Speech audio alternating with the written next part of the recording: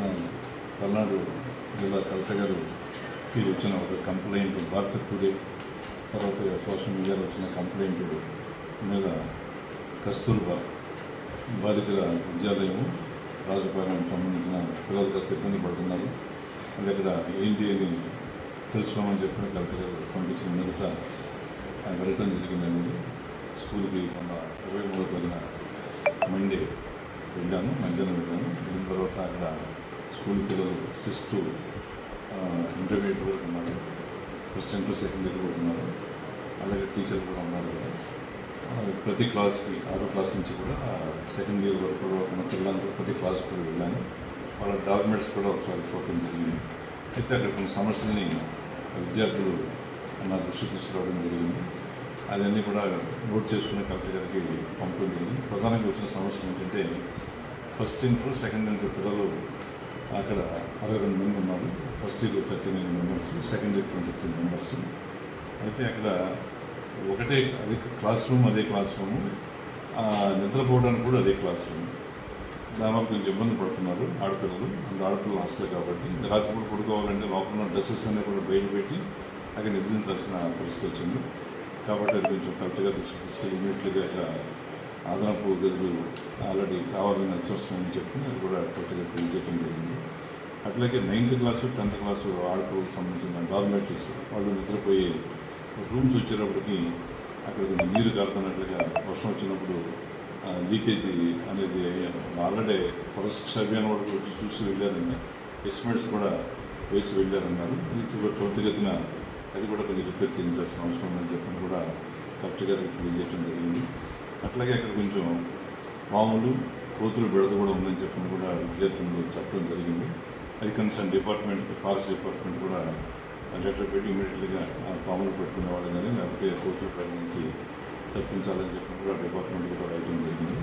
అట్లా విద్యార్థులు నేను 23వ తారీఖున వెళ్ళాను సోమవారం. 21, 22 తారీఖుల్లో అక్కడ వాళ్ళకి కొంచెం ఫుడ్ సరిగా లేదు, అన్నం మెత్తగా ఉంది, నాకు తినలేకపోయామని చెప్పని ఆడపిల్లకి చెప్పడం జరిగింది. నేను కొంచెం ప్రిన్సిపల్ని వాళ్ళని కూడా వాళ్ళని కూడా అడగడం జరిగింది. వాళ్ళు ఏం చెప్పారంటే కొంచెం కొత్త రైస్ దానివల్ల కొంచెం మెత్తబడిందని చెప్పారు. రైస్ కూడా చేంజ్ చేయమని కూడా చెప్పడం జరిగింది.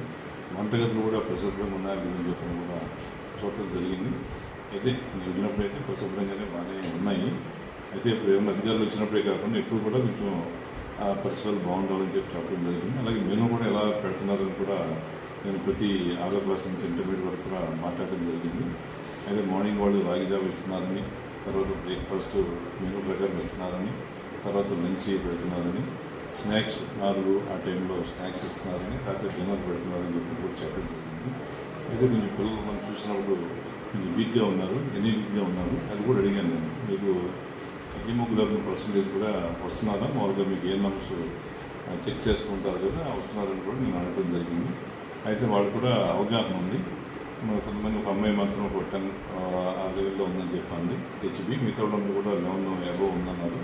ఇందులో ఆడపిల్లకి అసలు ఉండకూడదు కాబట్టి అది కూడా చిక్కీలు తర్వాత బెల్లంతో చేసిన అది కూడా ఇస్తున్నామని చెప్పారు. పిల్లలు కూడా మేము తింటున్నామని చెప్తున్నారు.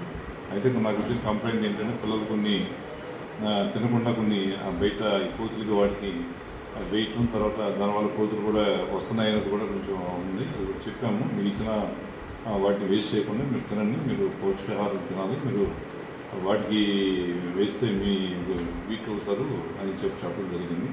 ఇంకో కంప్లైంట్ కూడా నాకు చెప్పడం ఏంటంటే పిల్లలు యాక్చువల్గా 9:30కి పడుకోబెడతారంట.